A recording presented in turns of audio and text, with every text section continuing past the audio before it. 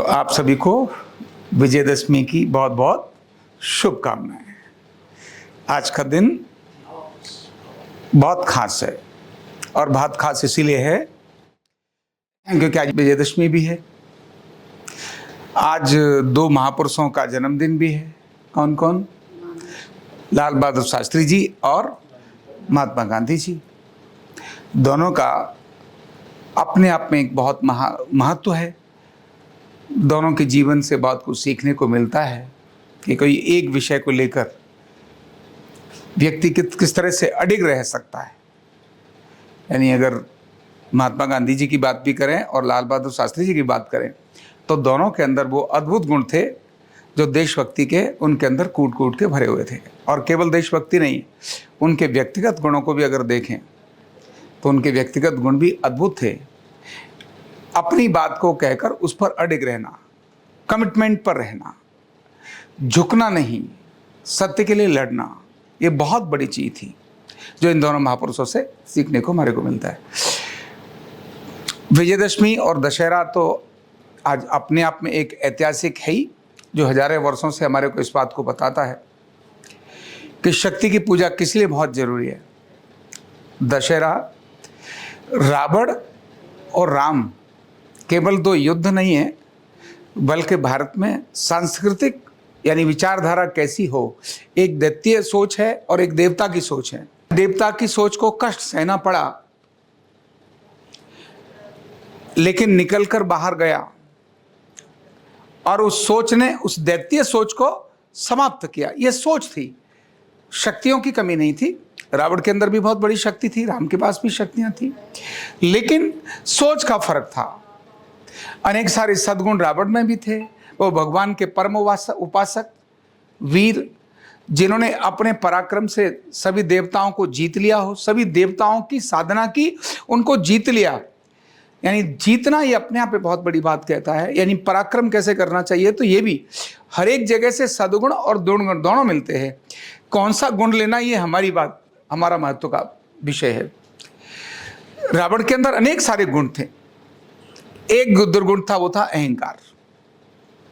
अहंकार, जिसके कारण से रावण का आज हम अपने बच्चों का नाम लेना रखना नहीं चाहते, राम का रखना चाहते। क्यों? वह अहंकार का प्रतीक है।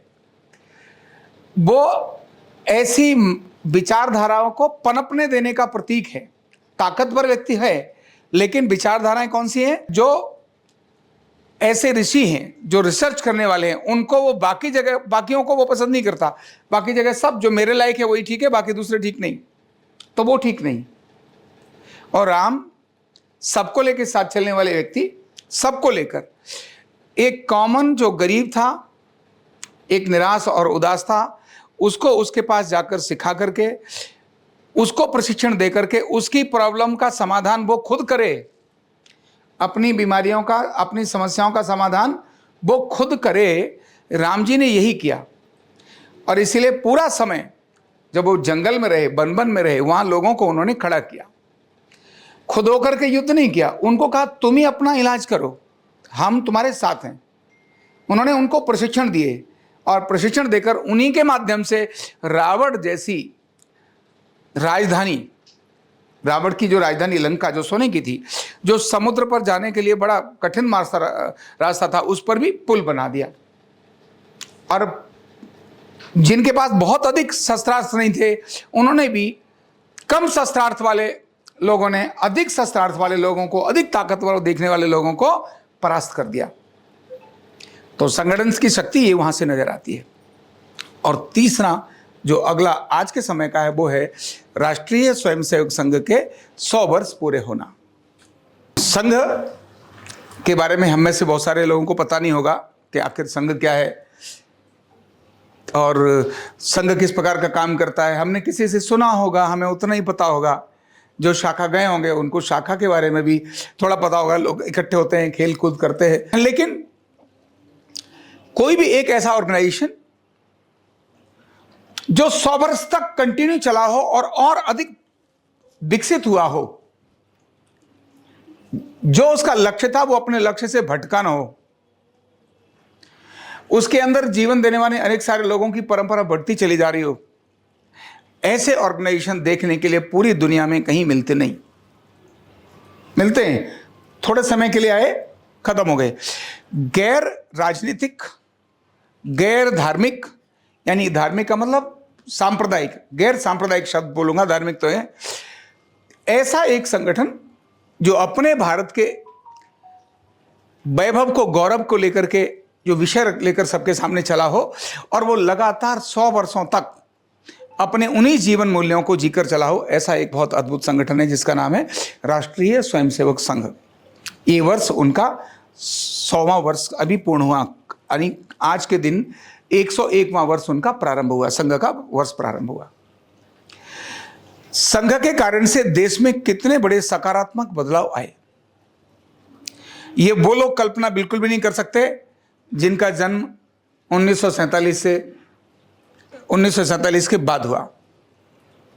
संघ की भूमिका के बारे में बहुत कुछ नहीं जान सकते, और वो लोग तो बहुत ही कम जान सकते हैं जिनका जन्म 1990 के बाद हुआ, यानी मैं अगर बोलूं तो 1980 के बाद हुआ। क्यों?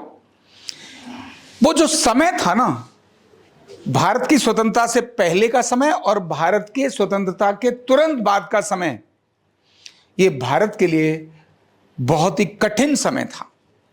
भारत की स्वतंत्रता से पहले का समय यह था क्योंकि अंग्रेजों का राज्य था, अंग्रेजों के राज्य के उसमें से अपने को मुक्त करना और अपना स्थापित करना ये अपने आप में बहुत टेढ़ा काम था। लेकिन इससे भी टेढ़ा काम यह था कि जब अपना देश स्वतंत्र भी हो गया तो, लेकिन स्वतंत्र होने के बाद भी भयंकर परतंत्र हो गया। स्वतंत्रता के से पहले कम से कम व्यक्ति में एक गर्व तो था अपने वेश के प्रति, अपनी संस्कृति के प्रति, अपनी परंपराओं के प्रति, लेकिन स्वतंत्र होने के बाद तो देश की संस्कृति, देश की परंपराओं के प्रति इतनी आत्मग्लानि भर दी गई कि संस्कृत पढ़ने वाला व्यक्ति कहने लगा, अरे मैं क्यों पढ़ूं? संस्कृत वो ज्ञान जो दुनिया जिससे विकसित हो रही है, उसके प्रति आत्मग्लानि होना शुरू हो गई। जिस देश ने दुनिया को 0 दिया हो, पाई दी हो, दशमलव दिया हो, ये सब कुछ दिया हो, वह देश अपनी उन परंपराओं को भूलकर कहने लगा हम तो दुनिया के सबसे गरीब हैं। और खतरनाक चाल इस देश ने उस समय इस देश ने झेली, और वो झेली कि स्वतंत्रता के समय इस देश का रुपया डॉलर और रुपया बराबर था 1947 में। लेकिन 47 के बाद आज बढ़ते बढ़ते $1 80 रुपए से भी अधिक का हो गया। यानी कर्ज में देश कितना भयंकर, वो सोने की चिड़िया कर्ज में डूबती हुई दिखाई देती केवल आंकड़ों के माध्यम से, और विकसित करने का कोई भाव नहीं। और आरोग्य की बात तो इतनी खतरनाक हो गई, बीमारियों के बारे में हम बात सोचें, देश की हालत की बात कर रहा हूं। यानी जिसको कहते हैं ना भगवान के बाद दूसरा आता है चिकित्सक। चिकित्सा जगत में भारत की जितनी परंपराएं थी उनको इतना जबरदस्त धो दिया गया कि एक बंदा अच्छी चिकित्सा करने वाला भी उसको कहने तुम नीम हकीम खतरा जान। पारंपरिक चिकित्साओं को भयंकर धो दिया। यानी 47 के बाद जो देश का हिराश हुआ वो बहुत भयंकर हिराश हुआ। इस हिराश होने से बचा करके फिर से देश को पुनर्स्थापित करने का काम अगर किसी एक ऑर्गेनाइजेशन ने किया है तो वो राष्ट्रीय स्वयंसेवक संघ है, जो अपनी परंपराओं के प्रति जबरदस्त लगा रहा। ऐसा नहीं है वो लगा रहा, कितने संकट झेले। महात्मा गांधी की हत्या, किसी व्यक्ति की हत्या का आरोप आपके ऊपर लगा दिया जाए, आत्मग्लानि, मर जाओगे, बोले तुमने मारा है उसको। केवल एक शब्द प्रयोग किया था अहिल्या को, और अहिल्या ने उस शब्द को सुनकर ही वो पत्थर हो गई और ऐसे करके वो डिप्रेशन में चली गई। ऐसे ऑर्गेनाइजेशन तो खत्म हो जाने चाहिए थे जिनके ऊपर महात्मा गांधी, जिसने देश के लिए अपने को सर्वस्व न्यौछावर किया, ऐसी भावना सब तरफ थी, ऐसी भावना थी जिसने देश को आजाद कराया हो, सारे गीत ऐसे गाए जा रहे हो, ऐसे व्यक्ति की हत्या जिसके ऊपर आरोप लगाया गया हो, ऐसा ऑर्गेनाइजेशन तो खत्म ही कर दिया जाता है। कितना बड़ा माना कष्ट सहकर आगे बढ़ना। और ऐसे ही 1975 की बात, जिस समय पर इंदिरा गांधी जी ने संघ पर प्रतिबंध लगाया और सारे जितने आरएसएस के लोग थे पकड़ पकड़ के जेल में बंद कर दिया, उनके नाखूनों को खींच करके इतना प्रताड़ित किया कि लोग संघ छोड़कर भाग जाएं, लेकिन फिर भी अडिग रह करके काम करने वाले, अपने देश और समाज की भावना रखने वाले, जो मतलब जी जान से लगने वाले लोगों का एक जो बड़ा जोश और ज्वार था, मतलब जो जज्बा था, उसने उन सब को मात देकर फिर से पुनर्स्थापित अपने को किया। यानी कष्ट सहे, लेकिन फिर भी पूरी अडिगता से जमा रहा। और इतना ही नहीं, समाज के हर एरिया में हमारी एजुकेशन, हमारी शिक्षा कितनी भयंकर कर दी। 12वीं पास करने वाला बालक निकम्मा हो गया। जो गांव का अपना स्किल जो था, अपना पर्सनल स्किल व्यक्ति का था, जिसको चमड़े के काम को करने की एक्सपर्टीज थी, खानदानी जो पैसे थे, जिसको हल बनाने का, जिसको लकड़ी का काम करने का जो खानदानी प्रोफेशन उसका था, उसको पढ़ा करके उसके प्रोफेशन के प्रति ग्लानि पैदा कर दी। कुम्हार ने बर्तन बनाना बंद कर दिए, प्लास्टिक हमारे देश में भर दी, प्लास्टिक भर दी। यानी जो चीजें हमें नहीं चाहिए थी वो हमारे देश में भर के हमारे देश के वो जो आत्मनिर्भर जिनके कारण से देश था, वो आत्मनिर्भर वाली चीजों को खत्म कर दिया जिनके कारण देश आत्मनिर्भर था। वो गांव जो अपने आप में कंप्लीट था, गांव अपने आप में कंप्लीट था, गांव के अंदर सब कुछ गांव में ही चीजें होती थी। ये मैं 2000 की बात नहीं कर रहा हूं या 18वीं शताब्दी की बात नहीं कर रहा हूं, मैं बात कर रहा हूं 1947 के बाद की। गांव बर्बाद हुआ 1947 के बाद, गंदगी आई 1947 के बाद, देश स्वतंत्र होने के बाद। उससे पहले तो बात ही अलग थी, लोग लड़ते किसी और के लिए थे, लेकिन उसके बाद सबको कह दिया आप निश्चिंत हो जाओ, अब नगर निगम आएगा वो सफाई कर लेगा, तुमको कुछ करने की जरूरत नहीं। तो स्कूल और ये सारी जो चीजें डाली हमारे देश के अंदर, और उन्होंने हमारे को आलसी बना दिया, आलसी बना दिया। कितने लोग हैं जो सुबेरे सूर्यास्त के बाद सूर्योदय के बाद जगते हैं, रात को 12-1 बजे तक सोएंगे, सुबेरे फिर, मैंने बहुत निशाचरी प्रक्रिया हमारे सारे अंदर डाल दी। बहुत देर तक सोएंगे, फिर आराम से देर तक जगेंगे। आरएसएस ने, मैं एक बात बताता हूं, किसी देश में अगर जाके देखा जाए तो ये देखना चाहिए कि उस देश के लोग कितने बजे जगते हैं। केवल या किसी व्यक्ति को देखना है वो कितना विकसित है, तो उसे सिर्फ इतना देखने की आवश्यकता है वो कितने बजे जगता है। जगता कितने बजे है, इसी से उसकी शारीरिक और मानसिक अवस्था का पता चलता है, उसकी विकास और परंपराओं का पता चलता है। जो व्यक्ति देर से जगता है वो व्यक्ति सफल नहीं होगा, वो असफल हो जाएगा। आरएसएस ने इस देश के अंदर सुबेरे अर्ली मॉर्निंग में जगाने की एक परंपरा डाल दी, सुबह सुबह की शाखाएं। और दूसरा, जिसने फिजिकल एक्टिविटी खत्म कर दी उसका कॉन्फिडेंस खत्म हो जाता है, वो लड़ ही नहीं सकता किसी से। भारत के गुरुकुलों के अंदर शस्त्र भी सिखाए जाते थे, संगीत भी सिखाया जाता था, मंत्र भी सिखाया जाता था, लोगों से बातचीत करना भी सिखाया जाता था, और भिक्षा मांगना भी सिखाया जाता था कि आओ समाज को देख कर आओ, समाज कैसा है देख कर आओ। वो गुरुकुल समाप्त हो गए थे, आरएसएस की शाखाएं बिल्कुल उसी गुरुकुल के रूप में काम करना शुरू हुई। अर्ली मॉर्निंग में लगना, उसके अंदर दंड चलाना, नियुद्ध करना, आसन करना, प्राणायाम करना, खेल खेलना, इनके कारण से युवाओं का कॉन्फिडेंस जो बढ़ता था। बाहर से आने वाला व्यक्ति आक्रमण करने से पहले ही सोचता था। पहले गांव में ऐसा होता था, अखाड़े थे गांव के अंदर, कुश्ती होती थी गांव के अंदर, इसीलिए हर बंदे को पता था कैसे लड़ना और क्या काम करना। गांव की वो परंपराएं खत्म हो गई, लोग आलसी, युवा आलसी होने लगा, युवा बाकी चीजों की तरफ भटकने लगा, युवा नशे की तरफ डूबने लगा। आरएसएस ने इन सब परंपराओं को जो गंदी आ रही थी उनको रोकते हुए अच्छी और सच्ची परंपराओं को आगे बढ़ाया।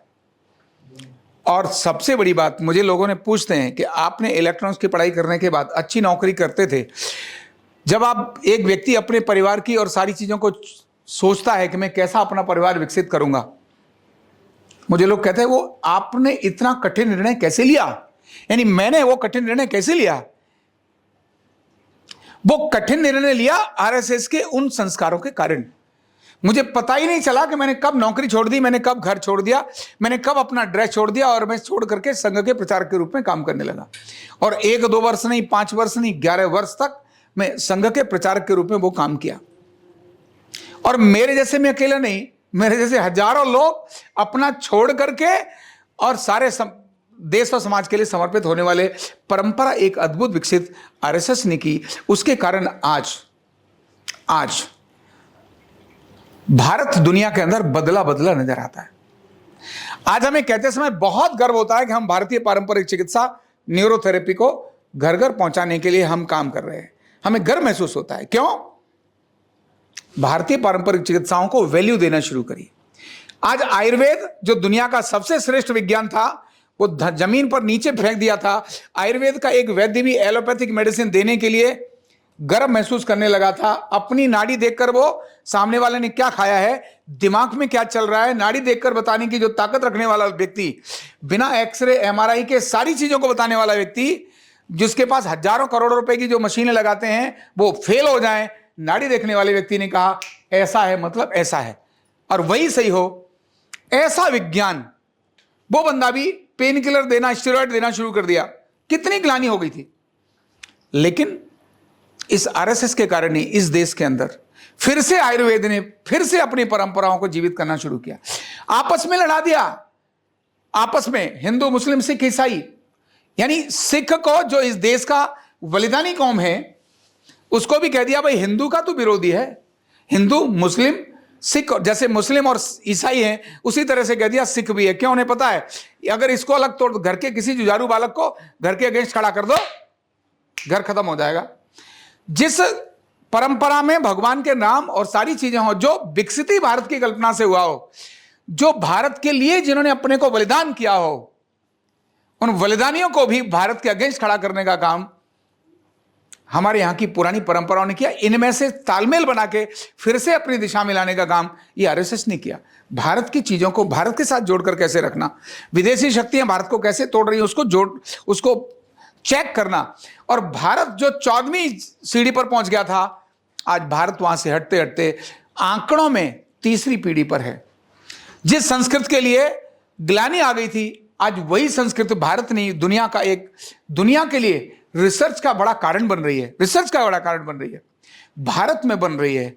भारत की शिक्षा पद्धति जो बहुत ही ग्लानि वाली शिक्षा पद्धति हो गई थी, अब फिर से कौशल वाली शिक्षा पद्धति बन रही है। बालक 8वीं में आते ही ये निश्चित करने लगता है अब मुझे क्या करना है। तो पूरी जो जवानी को खत्म करने की प्रक्रिया थी, ये सारी को मजबूत करके लाने का काम ये आरएसएस ने किया। तो ऐसे राष्ट्रीय स्वयंसेवक संघ जो 100 वर्ष का जिसने चला, उसके 100 वर्ष, ये शताब्दी वर्ष हुआ है। शताब्दी वर्ष आने का मतलब है 100 वर्ष। सोचिए 100 वर्ष उस गंदगी को काटने में जिन लोगों ने लगाए हों, वो गंदगी कितनी भयंकर होगी। 100 वर्ष जिनको काटने में लगाए हों, पीढ़ियां दर पीढ़ियां खप गई। मुझे पता है आरएसएस की जो प्रचारक परंपरा होती है, वो प्रचारक परंपरा मतलब उसका अपना घर नहीं है, लेकिन हजारों घर उसके अपने होते हैं। वो खाना वो सड़क पर और बाजार में नहीं खा रहा होता, वो खाना किसी के घर में खा रहा होता है, वही उसकी माता, वही उसकी बहन, वही उसका भाई, यही सारे परंपरा होती है। यानी अपना आपस की आत्मीयता का, छुआछूत को खत्म करने की परंपरा की प्रक्रिया का ये सबसे एक आदर्श उदाहरण होता है। तो ऐसे अनेक लोग, प्रतिभावान लोग भारत में खड़े किए। वो वहां शीर्ष पर पहुंचने के बाद भी आज ये नहीं कहते मैं ही सब कुछ हूं, आज भी वो यही कहते हैं मैं भी एक हूं, मैं ही सब कुछ हूं। ऐसा नहीं बोलते, मैं भी एक हूं, वो भी एक है। किसी को ये दायित्व दे दो या झाड़ू लगाने का काम दे दो या मंच पर बैठाने का काम दे दो, मंच पर बिठाकर उसको ऐसा नहीं लगता वाह मैं यहां का राजा हो गया, और झाड़ू ले जाने पर उसको ऐसा नहीं लगता अरे ये क्या है, ये तो बस ऐसे ही सफाई वाला है। नहीं, वो वहां बैठने वाला व्यक्ति झाड़ू लगाने के लिए भी तैयार है, और झाड़ू वाले को कहा जाए तो वहां बैठ जाओ तो उसके अहंकार नहीं आता।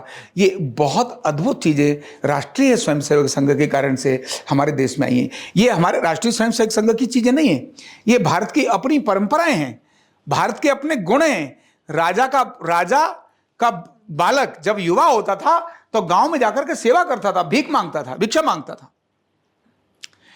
जब वो राज्य के स्थान पर बैठता था, जो शासक होता था, तो उसे पता था गांव में क्या दिक्कत होती है, उसका समाधान करता था। संघ ने ऐसी ही परंपराओं को विकसित किया है। तो ऐसा राष्ट्रीय स्वयंसेवक संघ का भी ये कौन सा वर्ष है? 100वां वर्ष है। वास्तव में हमें संघ जैसे संगठनों के बारे में पढ़ना चाहिए, थोड़ा जानना चाहिए। ऐसे संगठन में काम करने वाले वो जो लोग जिन्होंने अपने जीवन को खपा दिया, ऐसे खपाने वाले लोगों के जीवन के बारे में जब हम पढ़ते हैं तब हम बहुत कॉन्फिडेंट होते हैं, तब हम बहुत उन्नत होते हैं, तब हमारा आत्मविश्वास बहुत अद्भुत हो जाता है, तब हमारी क्रियाशीलता बहुत अच्छी हो जाती है, तब हमारे लक्ष्य स्पष्ट हो जाते हैं, तब हम दूसरों को देखने का दृष्टिकोण को अपने को बदल लेते हैं। सिर्फ मैं और मेरा नहीं होकर के हम सब ऐसा हो जाते हैं। तो ऐसी चीज़ों को पढ़ने से हमारे को प्रेरणा मिलती है, ऐसी चीज़ों को जानने से हमारे को मार्ग मिलता है, ऐसी चीज़ों में काम करने से हमारे अंदर संस्कार आते हैं, हम उन्नत होते हैं, हम और अच्छे होते हैं, हम बाकी सारे समाज का एक पार्ट बन जाते हैं। और इस सारी चीज़ों का कुल निचोड़ ये आता है कि हम अपने देश और धर्म के पक्के बंदे बन जाते हैं। जिस चीज़ के कारण से दुनिया में भारत जाना जाता था, आज फिर से भारत उसी प्रक्रिया को जानने लगा है। यही राष्ट्रीय स्वयंसेवक संघ का अर्थ समझ में आता है। तो ऐसी महान तिथि आज के दिन विजयदशमी जो असाधारण योग को लेकर के आई है, इस सभी के लिए आपको बहुत बहुत शुभकामनाएं। और इस समय पर इन लोगों से कुछ सीखकर, इन लोगों के बारे में जानकर हम भी अपने जीवन में कुछ ऐसा जोड़ें जो समाज और देश का कारण बने। और राम का जो काम जो राम ने किया था, लोगों की समस्याओं के उनके घर जाकर समाप्त करना, आरोग्य पीठ का काम भी वही है। लोगों को न्यूरोथेरेपी वहीं सिखाना, तुम ही वहीं सीखो और वहीं पर ठीक हो जाओ। वो जो सोच थी हमारे ऋषियों की, आरोग्य पीठ की, वही सोच है। अपने को बड़ा करना नहीं, मेरे देश के लोग बड़े होने चाहिए, मेरे देश के लोग निरोगी होने चाहिए, मेरे देश के लोग स्वस्थ होने चाहिए। यही विजन और यही मिशन आरोग्य पीठ का है। तो आज के दिन आरोग्य पीठ की इस भावना को अपने मन में धारण करते हुए मैं आप सभी को बहुत बहुत शुभकामना और बहुत बहुत बधाई देता हूँ। न्यूरोथेरेपी का कंप्लीट कोर्स सीखने के लिए जुड़िए हमारे ऑनलाइन ट्रेनिंग प्रोग्राम से और जानिए करीब 100 बीमारियों का इलाज बिना दवा और बिना मशीन के। इस न्यूरोथेरेपी ऑनलाइन ट्रेनिंग प्रोग्राम से आप घर बैठे बन सकते हैं गवर्नमेंट सर्टिफाइड न्यूरोथेरेपिस्ट। रजिस्ट्रेशन के लिए नीचे दिए गए नंबर पर अभी कॉल करें। और हाँ, हमारे वीडियो को लाइक करना, शेयर करना और चैनल को सब्सक्राइब करना बिल्कुल भी ना भूलें। धन्यवाद।